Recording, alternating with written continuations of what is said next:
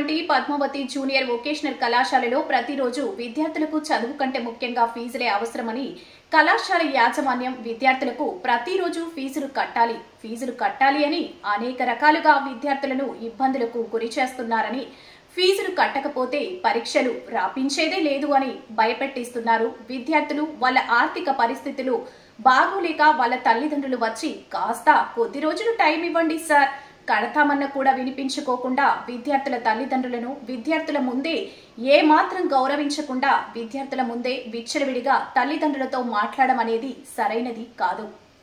నా పేరు తిరుమలేష్ పీడిఎస్ రాష్ట్ర నాయకుల్ని.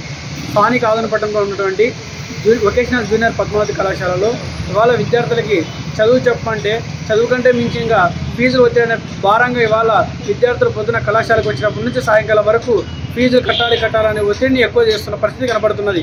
ఆ ఫీజులు కట్టకపోతే విద్యార్థుల్ని ఒక కాలేజీ పార్టీ నిలబెట్టడమో లేకుంటే వాళ్ళ తల్లిదండ్రులు పంపించి ఆ యొక్క విద్యార్థుల ముందునే తల్లిదండ్రులని వల్గర్ భాషలో పెట్టడం అనేది ఎంత దుర్మార్గం అనేది ఇవాళ అధికారులు తెలుసుకోవాల్సిన అవసరం ఉంది. ఇప్పటికైనా అధికారులు తెలియడం ఏమన్నారంటే, ముఖ్యంగా ఈ యొక్క వొకేషనల్ కళాశాలలో ఏమాత్రం కూడా ప్రభుత్వ నిబంధనల్ని వాళ్ళ నీరు కరుస్తూ వాళ్ళ ప్రభుత్వ నిబంధనలు ఉల్లంఘిస్తూ వాళ్ళ అనేక రకాలుగా వాళ్ళ ఫీజుల ఒత్తిడితో వాళ్ళ విద్యార్థులని మానసికంగా ఒత్తిడి గురి చేస్తున్నారు.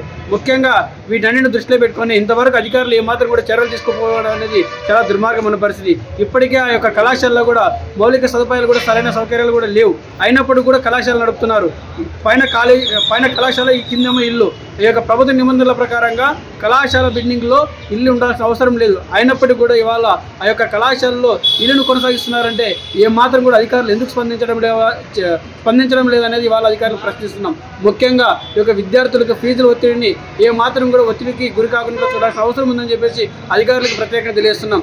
ఈ యొక్క ఒత్తిడికి గురి కాకుండా చూడకపోతే మాత్రం పెద్ద ఎత్తున ఈ అధికారుల ఆఫీసుల ముందున ధర్నాలు కానీ ఉద్యమాలకు కూడా అనేక రకాల కార్యక్రమాలు కూడా సిద్ధపడతామని చెప్పేసి ఈ సందర్భంగా తెలియజేస్తున్నాం.